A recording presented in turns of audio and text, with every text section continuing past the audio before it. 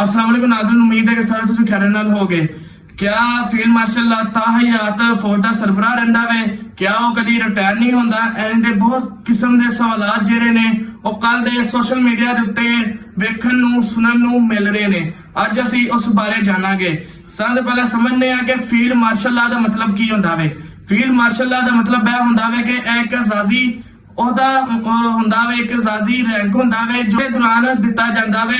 ਅਗਰ ਕੋਈ ਜਿੱਤ ਜਾਂਦਾ ਵੇ ਉਹਨੂੰ ਮਿਲਦਾ ਵੇ, ਉਹਦੇ ਸਿਪਾਹ ਸਲਾਰ ਨੂੰ ਉਹਦਾ ਦਿੱਤਾ ਜਾਂਦਾ ਵੇ। ਉਹਦਾ ਜਿਹੜਾ ਵੇ ਤੁਸੀਂ ਕਹਿ ਲਓ ਕਿ ਇੰਡੀਆ ਵਿੱਚ 1971 ਵਿੱਚ ਦਿੱਤਾ ਗਿਆ। ਉਸ ਤੋਂ ਇਲਾਵਾ ਜਰਮਨ ਵਿੱਚ ਹੋ ਗਿਆ, ਉਸ ਤੋਂ ਇਲਾਵਾ ਮਿਸਰ ਵਿੱਚ ਵੀ ਹੈ ਉਹਦਾ। ਪਾਕਿਸਤਾਨ ਵਿੱਚ ਇਹ ਉਹਦਾ ਸਭ ਤੋਂ ਪਹਿਲਾਂ ਜਨਰਲ ਅਯੂਬ ਖਾਨ ਸਾਹਿਬ ਨੇ ਖੁਦ ਨੂੰ ਦਿੱਤਾ ਸੀ 65 ਦੀ ਜੰਗ ਜਿੱਤਣ ਤੋਂ ਬਾਅਦ।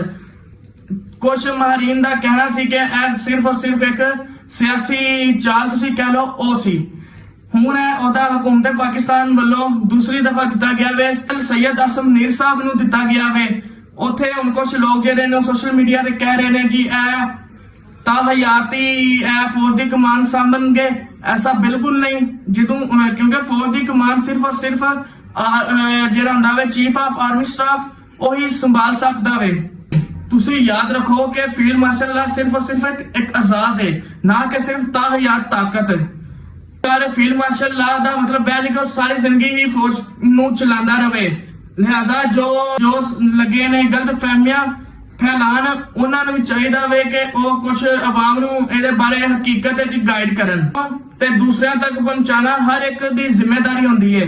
ਅਗਰ ਤੁਹਾਨੂੰ ਅੱਜ ਦੀ ਵੀਡੀਓ ਪਸੰਦ ਆਈ ਹੋਵੇ ਤੇ ਮੇਰੇ ਚੈਨਲ ਨੂੰ ਜਾ ਕੇ ਸਬਸਕ੍ਰਾਈਬ ਕਰੋ।